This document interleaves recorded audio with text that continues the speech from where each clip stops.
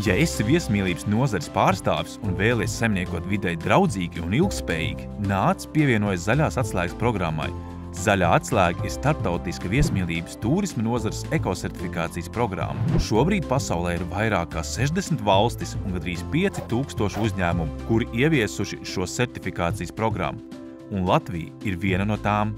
Saimnieko gudri arī tu un atver durvis ilgspējai ar zaļo atslēgu. Zaļo atslēgu var iegūt viesnīcas un hosteļi, kempingi un brīvdienu parki, mazās turisma mītnes, konferenču centri, restorāni un kafejnīcas, muzeji, tematiskie parki un centri. Lai uzsāktu ceļu uz certifikātu iegūšanu, tev būs jāiepazīstas ar programmas kritērijiem un to ieviešanas vadlīnijām. Programmai ir 150 kritēriji 13 dažādās kategorijās. Bet neuztraucies, visi kritēriji nav jāievieš uzreiz, tas ir pakāpenisks plānveida darbs.